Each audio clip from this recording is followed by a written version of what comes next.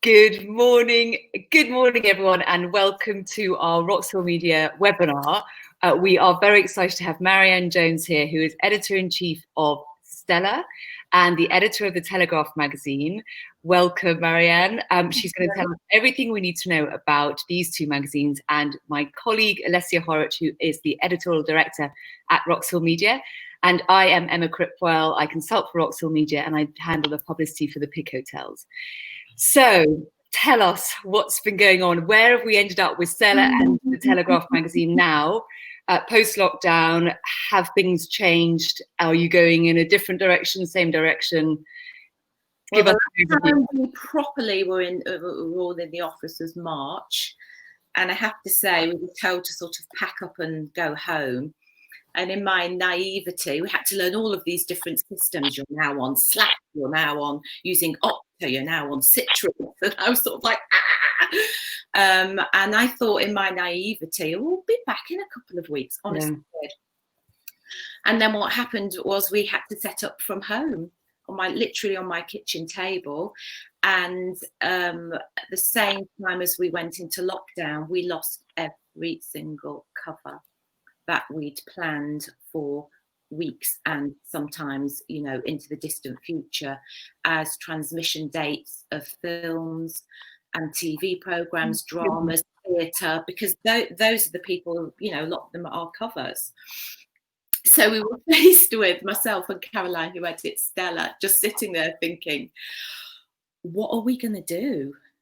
And that's when actually everybody's creativity kind of sprang into action, and it's been amazing. So within a couple of weeks of lockdown, we were knocking out, for Telmag, we did Generation Coronial, and we managed to shoot Little Baby at a distance, and we made this whole sort of magazine around this, new generation of children.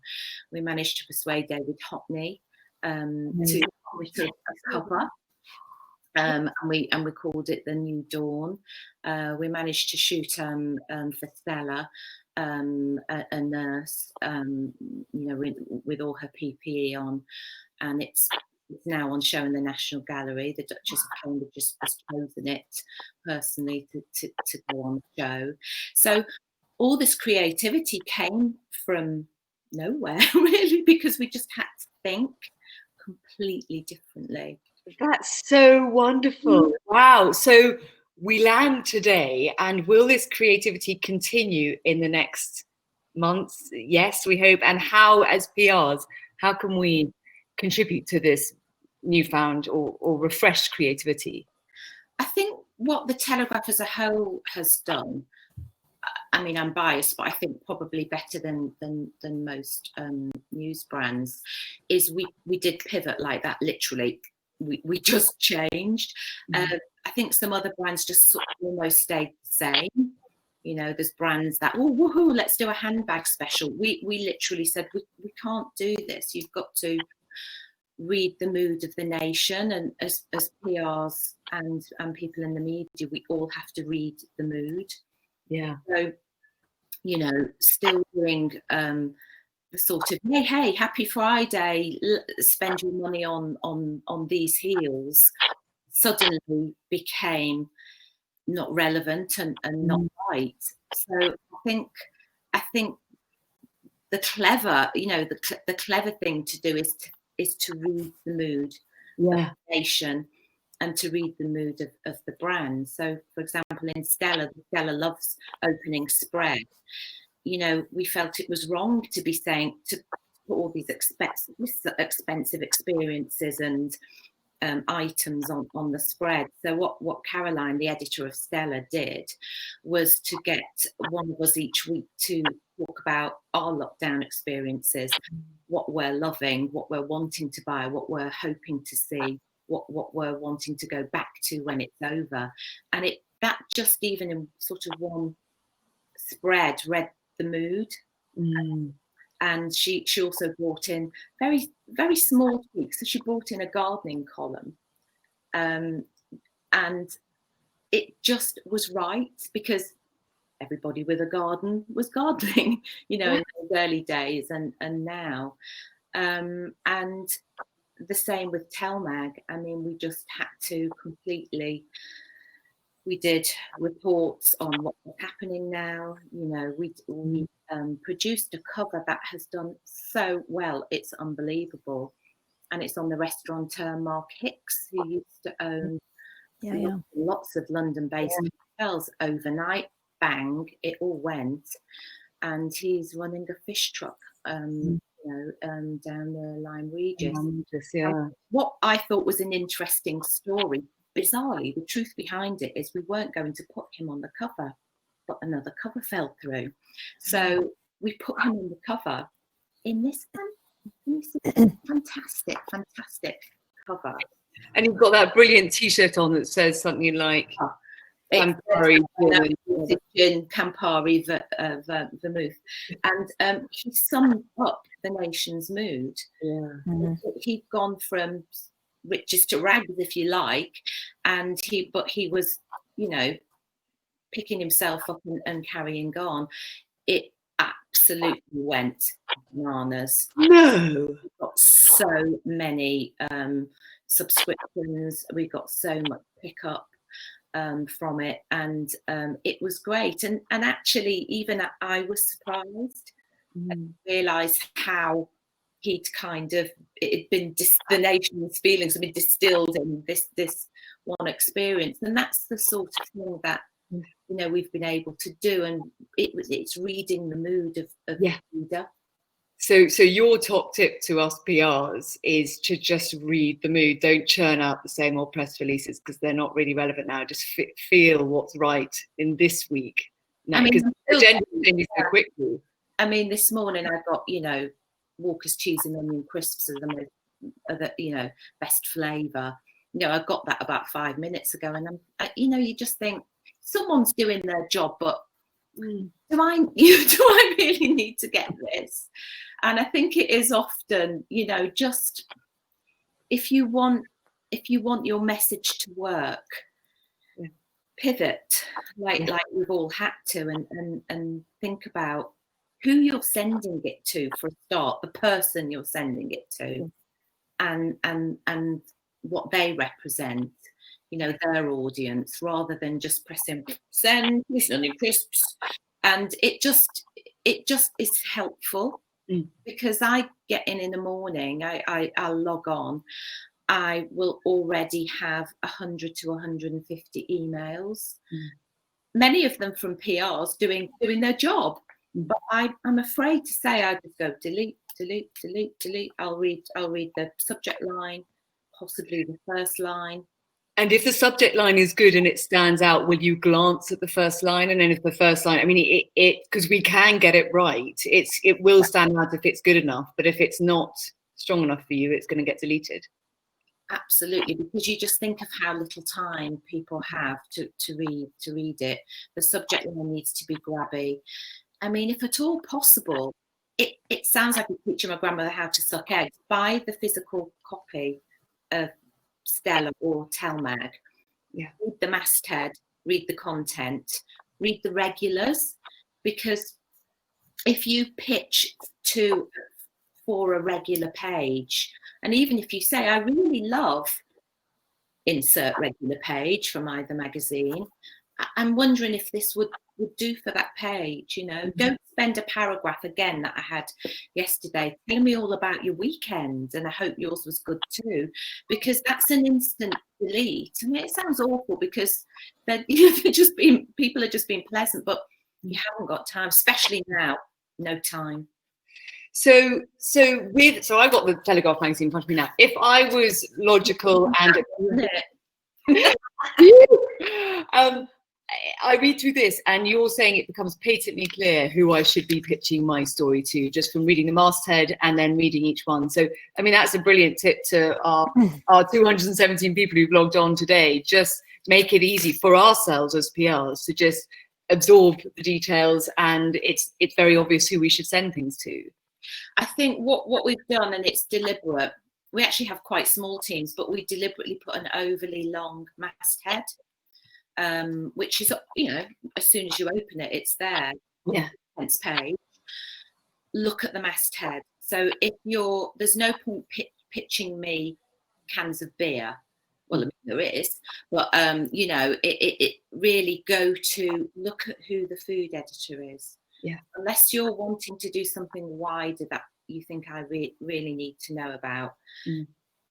Look at the individuals who you should pitch to first. Yeah. I should interject here and say that all of the contacts for Stella and Telmag have been updated in the Roxhill system, so they're all there and they're all correct. Yeah. Thank you, Alessia. Yeah, which is really interjection. That is really helpful. So, and also, it's hard to know how we work, but we do work across the board. Stella, Telmag, and all of the magazines, in fact. So. Our fashion team, for example, it's a really big team.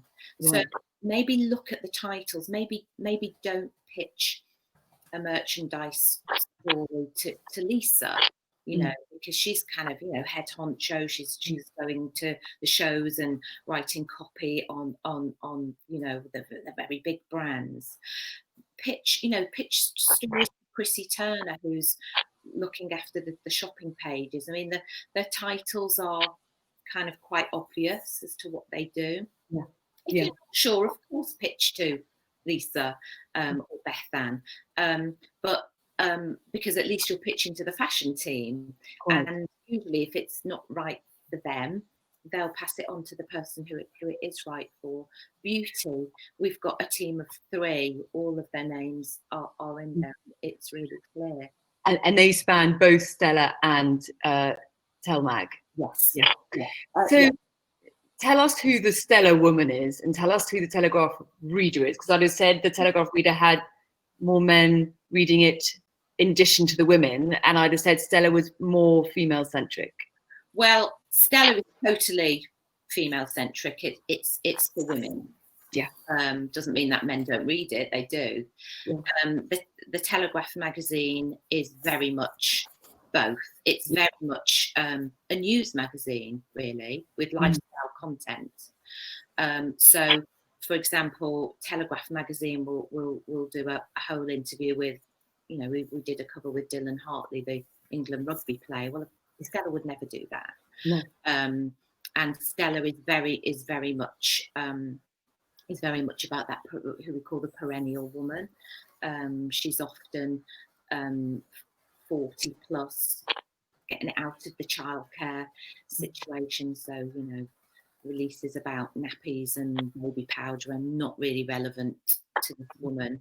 And she has a lot of money, income to spend, which she likes to spend on a mix of what we call high-low.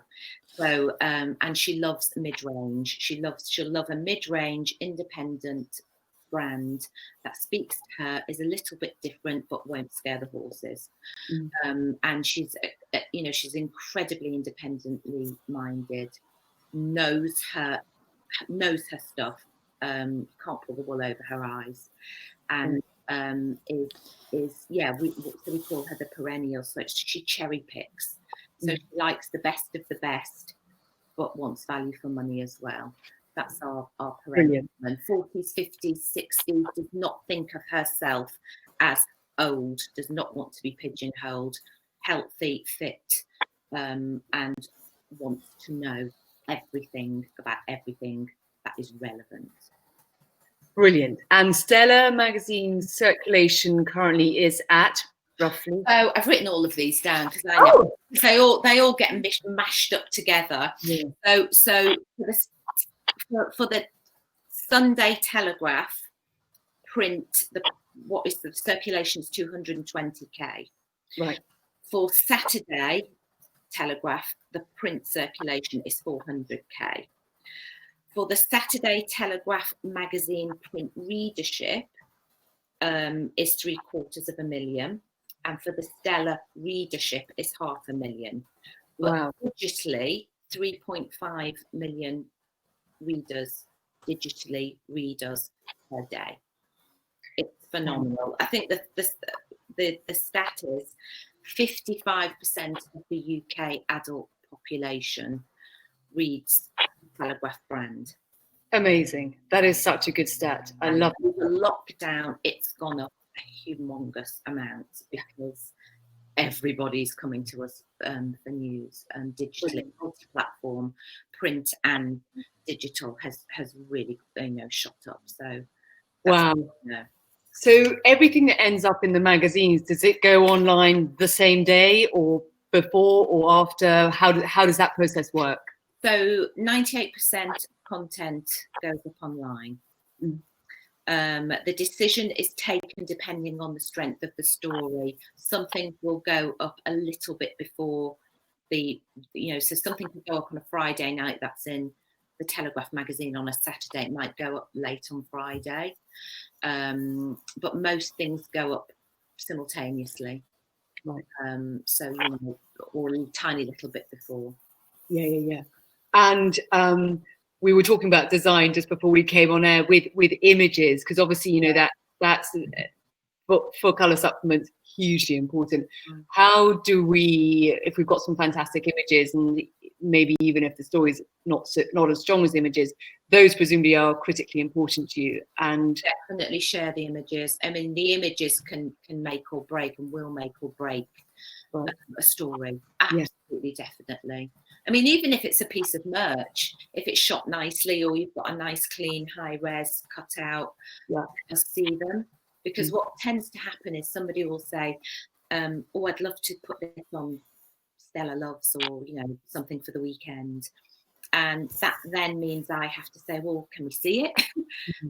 And then somebody might put something over that isn't quite right. And that's often where the conversation ends, because you haven't got time to keep pursuing maybe one piece of product. Right. So we put the image in the body of the email from the outset. Yeah. And have a look at the sort of images we use and try and adhere to that, really. And, that just cuts the conversation down. Yeah. And do you champion British products over international, or is it not a big thing? Not necessarily. I mean, what we do is we do champion British homemade brands, because our reader likes that.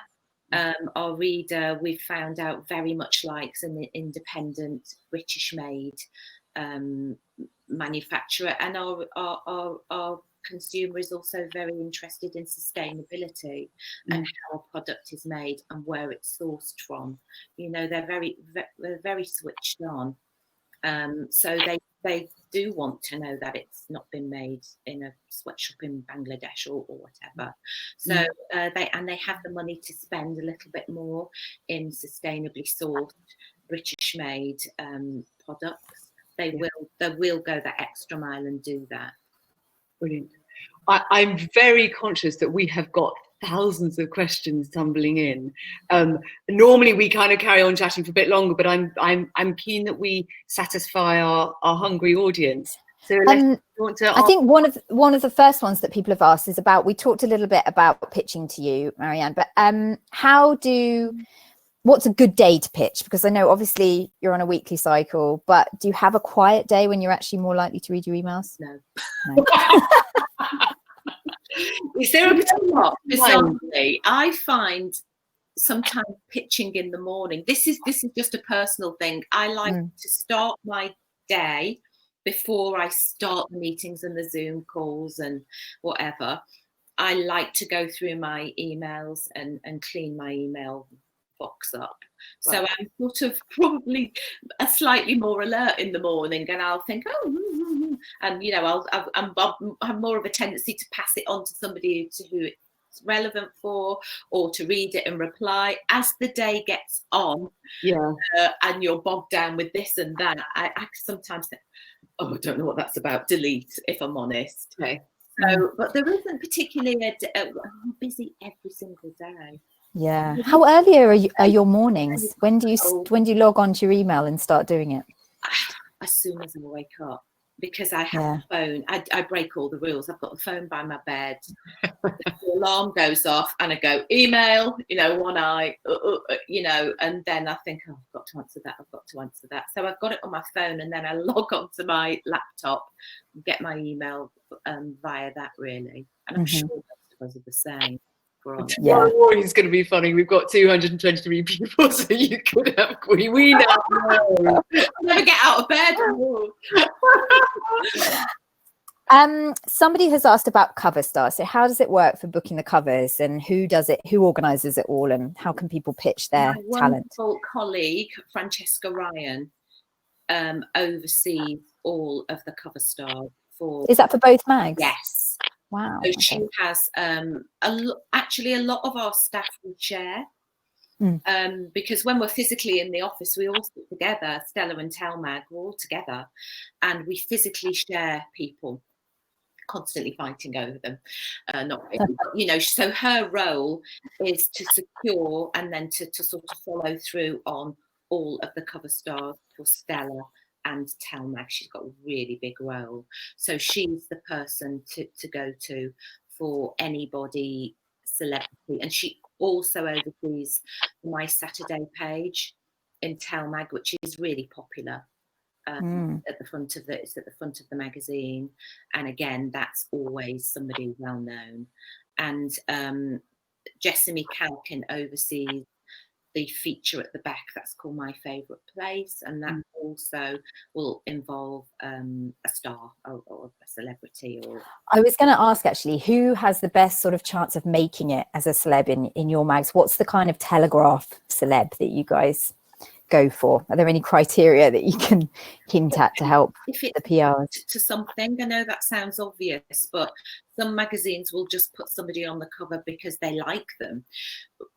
Our rule really is it has to be relevant to something. So even Sharon Stone, we put her on the cover of this Saturday's Telmag because she's about to start in a new Netflix drama. So that if it's linked to something, a TV drama. Next week we've got a literary issue. We've got somebody on the cover who's got a big literary star who's got his new book out. But again, he wouldn't go on the cover unless there was something to hook it. And we're saying, what's the hook? Yeah. And I always, it's a great question to ask yourself as a person in PR. What's the hook? So if we just put at the beginning of our email, the hook is, you're all, okay, we hope it would be strong, but you're already bought into it because we've thought about that for you. Yeah. And that hook could be a statistic, I don't know, slippers have gone up 800% in lockdown. These are 5 of the best that I represent. Or, anything that will make you think, oh, actually, you know what? We should do a fashion single on comfy shoes. Or it can spark an idea. Yeah. And can be really helpful. And make sure that we'll include that person's pitch, something from some merch from that pitch. Back to the covers again. Are you shooting yet? Back? Yes, we are, but we have to adhere to the rules. So Sharon Stone, oh my gosh, I mean, the shoot's amazing, but it took a lot of toing and froing because she has very close members of her family who've had COVID for a start. Oh gosh. So we ended up shooting with her own team who's sort of in her bubble anyway. We've had other shoots that have had to be done remotely. Our poor picture and visuals people have really been stretched. The baby on the front of Telmag, our picture director, Andy, he had to literally voice direct it remotely. And this baby's dad, who's a photographer, was taking her picture. We had about 2 seconds to do it before she pulled her mask off. And we are shooting, but we are shooting within the parameters of what we're allowed to do. And of course, it's changing every day. I mean, the rule of 6. That yeah, gosh. How many people can be on it? At the beginning, there were no hair and makeup. There were Stella covers that were shot where the stars had no, not no hair, but no hair and makeup people. And but it worked. You make a thing of it because that's reflective of what's going on at the moment, and your readers like that and appreciate that. Yeah. Travel is coming up a lot. Obviously, it's really uncertain. How are you approaching it? Do you have any restrictions that you've put in place, like no long haul? Are you taking trips? Well, for magazines, I mean, Claire Irvin is the person who oversees the entire travel for the entire Telegraph. And by the way, search for travel has gone up unbelievably because people are dying to go away, are desperate to get away and to know when restrictions are lifted and, you know, what the next hotspot is. So we are still doing regular travel pages, regular booking pages in Stella. In fact, I think we've got a spa special coming up. Obviously, within the reviews are what you can and can't do. And we still do my favourite place, because my favourite place, which is a DPS in Telmag, is somebody in the public eye who loves somewhere. So they could say, I miss it, or I'm going back there as soon as I can. And we're still featuring the best places to stay on there, what to see and what to do. People's interest in travel, I think, has grown rather than diminished. Really? We're all desperate to go to places. Do you think you'll start looking at doing more foreign stuff in the new year? I think, I mean, who knows what's going to happen in the new year? Yeah, it's hard to tell. Is very, very closely monitoring. My colleague Claire, literally from week to week, when I'm in general meetings with her, you know, she'll sort of say, oh, that piece on Portugal, well, we're holding it for now. Blah blah blah. You know, this other place has you know, gone back into the green zone. So it's sometimes a day-to-day thing. Yeah. People's interest, even if it's reading about it, even if it's reading about a place they can't go to at the moment, they're interested because we just need to dream and switch off. Yeah. Somebody's asked lead times for 2021 travel. Ooh. Since you've just said it's a day-by-day thing at the moment, I guess there's not much point pitching right now. I mean, lead times for the mags that I look after are actually shorter than you think. I mean, our actual lead time for the magazine that we're next working on is 10 days. Obviously, we don't want people to pitch things to us 10 days before print deadline, but you can be pitching things to us for October half term. I'm thinking travel. You can be pitching things to us for Christmas without panicking, because obviously with us being weekly newsy magazines, we probably won't do a lot with those things much before we can anyway, in case the situation changes. Of course. We're probably more deadline driven than ever. But for 2021, I'm not even thinking about that yet. No. Are you? We've got lots of questions about Christmas gift guides. Are you even thinking about that yet? We have gift guides coming out of our ears. Okay. Generally, October gift guides. My colleague Lucy Dunn is going to kill me for saying this, but she oversees, I think she's overseeing about 12 gift guides across the board. And she has an assistant called Precious Adesina. Adesina, okay. For us in the masthead, Adesina, precious as in precious metal, and she's been taken on board to do, you know, to help with these gift guides along with a lot of other stuff. So she'll today be bombarded. Yeah. So they'll be. Are they running throughout December every weekend? They'll be running from November onwards. Wow. I mean, people still want gifts or gift inspiration. Yeah. I mean, who knows what's going to happen this Christmas? You know, you'll have a maximum of 6 around your table, possibly, maybe not. Who knows? But you have to, you know, have to as well. You don't think about that. Yeah. Think about meals for 6, presents for 6. Sounds quite nice. You know, I joke, but you know that we should be thinking about that now as to what could you as a PR do to sort of stand out with the current rules in place. I know, but then the rules might change again. But I suppose we all have to adapt to that in a heartbeat, don't we? Absolutely, yeah. But Christmas gift guides haven't gone anywhere. We're still doing masses of them, and if we're doing a special Telegraph, Saturday Telegraph, which is total gift guide, and Stella will be doing one as well, which is literally just gifting. Brilliant. Is Alessia still there? No.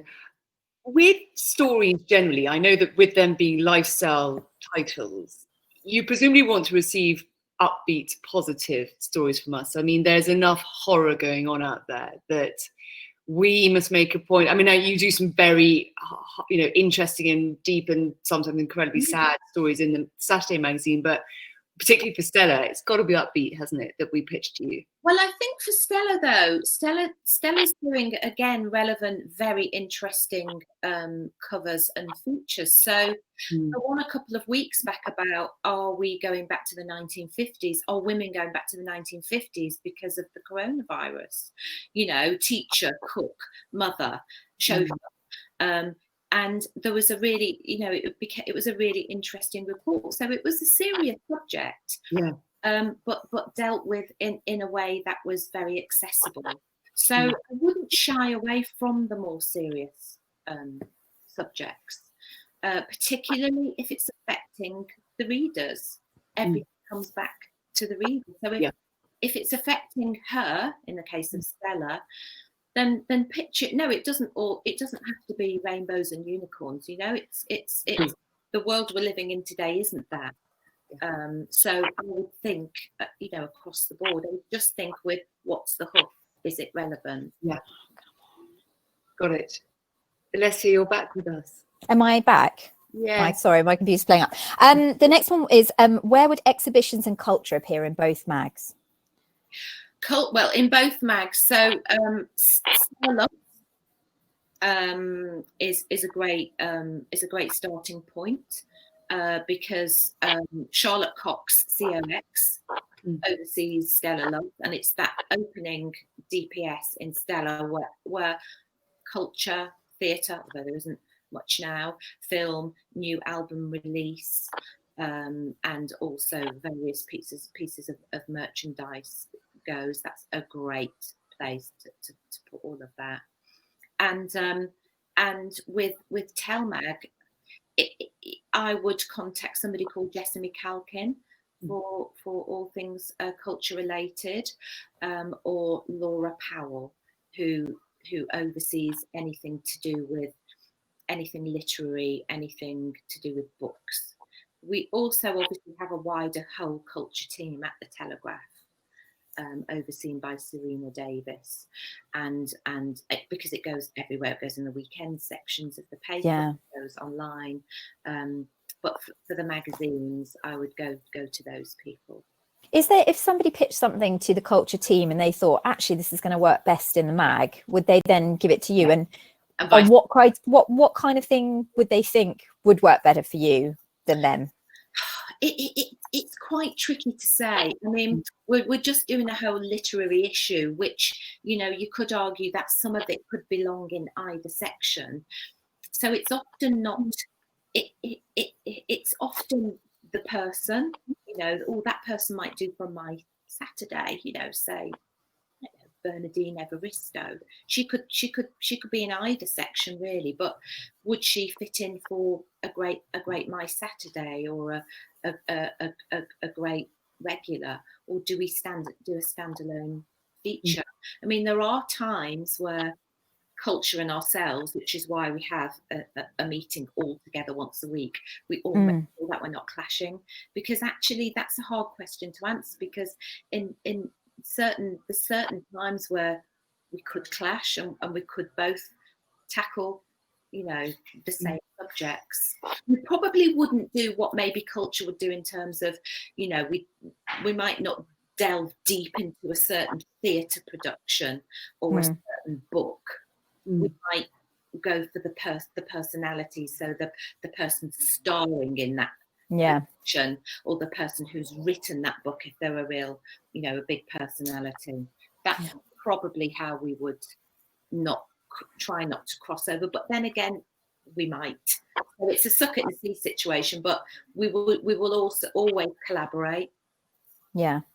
I'm sorry to go back to travel, but I missed out. I should have asked you, are you taking trips? And also, for pitching specifically for Stella, is there a contact on the mag, or is it pitch it to Claire and then she can place it if it's right? Laura Powell. Laura Powell oversees the bucket page.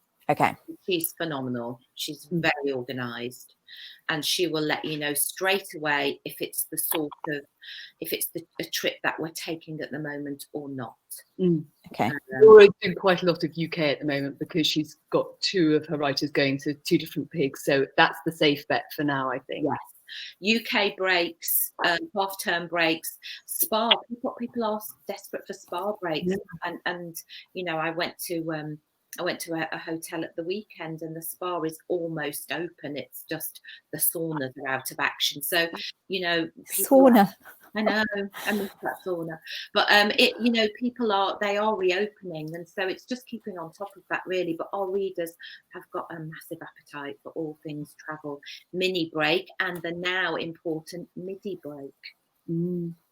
Great. Week breaks and the 3-4 nighters, just full holiday. Okay. Let's talk about sustainability. What is the magazines, both of them, their stance on sustainability? Are you particularly interested in it? Is it something you're focusing on, or is it just something that does tick along in the background? And no, we are interested in it, and the fashion team are very much on top of it. Lisa Armstrong has written for both magazines recently about sustainability, the importance of it going forward, and so it's kind of become part of the fabric of the magazine. Okay. And it's you know, and in the beauty world too. It's very, very important because our audience wants to know the origins, what, you know, where that's come from, which brands to buy into that are sustainable. They want to do that, so it's a big part. Great. Has your coverage of fitness increased over lockdown? And if so, what types of things are you interested in? Is it sort of trends, or? We have a regular page called "Is It Worth Getting Off the Sofa For?" in Telmag, and yes, we have increased the fitness, and we've done a few fitness specials. And we also did a special report when gyms were reopening. We sent Lucy, who loves anything fitness based, we sent her to various gyms, and she sort of tried out, let people know what you could and couldn't do.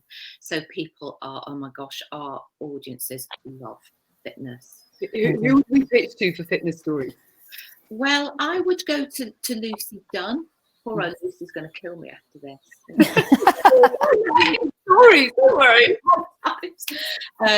Yeah, she will know whether we're doing that or where to put it. But yes, and Stella equally. You know, we'll often do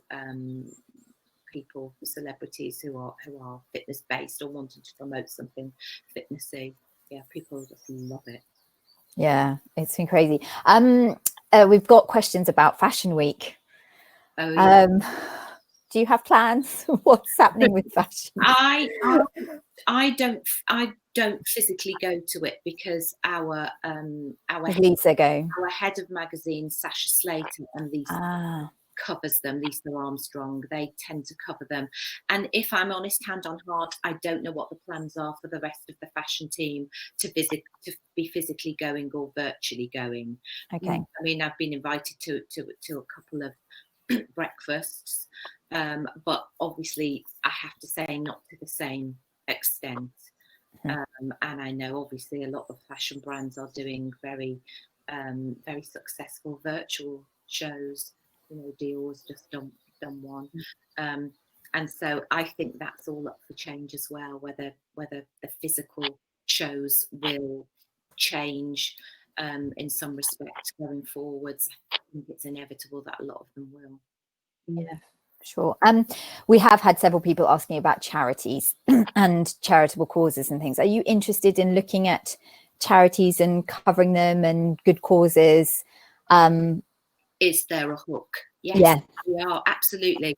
And obviously you'll know that we champion our SmartWorks charity, and Stella has, Stella is the media partner of SmartWorks, and we've done so much with them. We're doing an auction that I think, does it end today?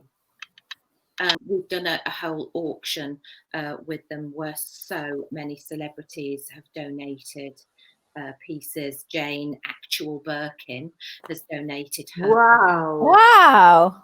And you can actually bid yourself for pieces from different stars. And it's from Alexa Chung to Victoria Beckham, to Shirley Bassey. So many stars have donated things for SmartWorks, and we have a very visible, very ongoing relationship with them. But of course, we are interested in promoting other charities. If it's relevant, and if you think it's something that our readers will want to be connected with. A quick question: so you've got the literary issue coming up next weekend. Presumably, it's too late to try and pitch anything for that. But do you have other themed issues coming up before the obvious Christmas gift guides in December? Oh gosh, we have an issue that is quite eco-centric coming up. I don't want to say too much about that, because we've got somebody good for it. But I think those are the only two themed issues that come to mind. I don't like to fill for Telmag, I don't like to fill it too much in case things change. I've learned to be a bit more fluid and a bit less deadline driven, try to push it to the wire a little bit so that pivot and be fluid and move things. So don't pitch for anything really before the end of September, because we're putting to bed the end of September issues now. But beginning of October onwards, give it a go. Right. Two really big focuses since lockdown have been interiors and recipes. What are you guys doing in terms of covering those areas and going forward? We've done a lot with interiors. Interiors, and we're doing a really good piece actually for the next issue about House of the Future. People are really interested now in how to use their space, because let's face it, a lot of people are working from home, or as somebody once put it, living at work.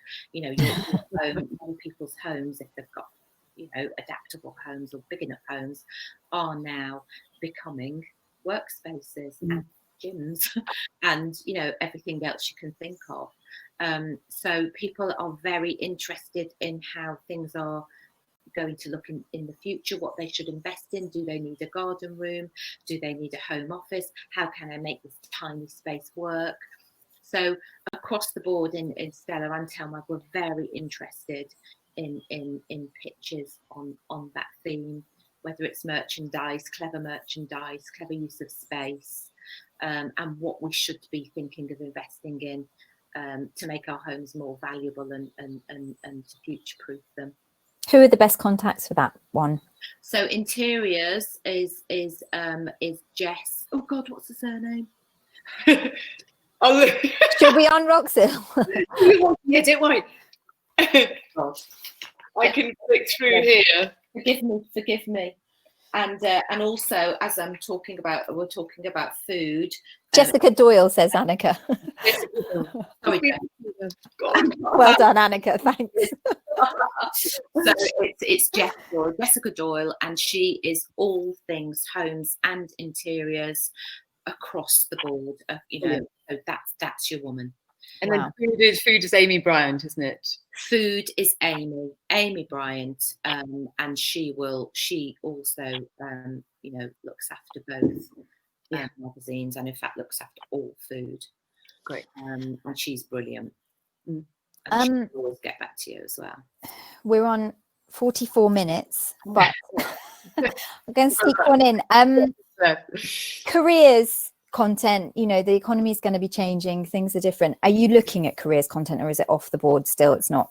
for you guys? Not a slot we regularly do, but what we do, especially in Stella, actually, is we've done a lot of features about change of life, change of career, often midlife change of career, because of course a lot of people now may have lost their job, or that job's no longer relevant, and they want to change. You know, they want to pivot into something completely different, or retrain, or go freelance. So we often do features. First person features are very popular for various slots in the magazine, and we also have a feature in Telmag called Change of Life, and it is often about people who have gone from this to this, and it's interesting for the reader to see what they've gone through. We don't have a careers page, right, because there's scope to be a little bit older and already on their career path.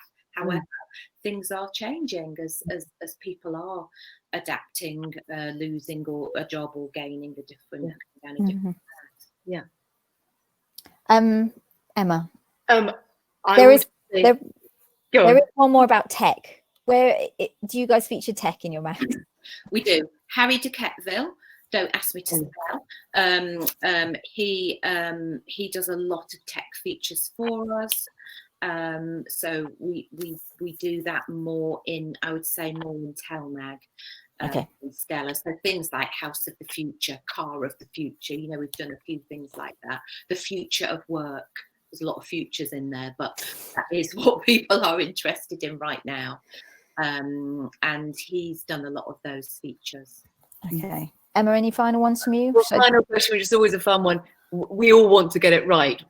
Which is the one thing we as a community of PRs do wrong that's like a no-no that we can correct going forward? Yeah, someone's asked about chasing. Yeah, which is the one thing that irritates, because you know, the easiest thing to get right is to get the right person, to get the right spelling of that right person. Yeah. And to try and hook that person in with something relevant to their brand, not a general brand, their brand. And as we hear time and again from editors like you, Marianne, read the magazine, because I know that we can help ourselves an awful lot by doing that. Yeah, and please physically buy it, even if you can't expense it, just get it once a month, each one once a month, and look at the masthead, look at how it's evolved, look at the regulars, and pitch for that. Don't send a generic pitch to everybody. Brilliant. No, it's less and better. Yeah. Okay, fab. Top Emma, I'm just going to do my quick social plug. Yeah. Please do follow us at Roxhill Media. We're on Instagram and Twitter. And do sign up for Rockstars, which is our daily newsletter with insight from journalists themselves telling you how to pitch better. Alessia, thank you. Marianne, thank you. That was really brilliant. I know that everyone's saying it's been hugely insightful, and really great. Thank you so much. Brilliantly henceforth. Thank you so much. Bye. Bye.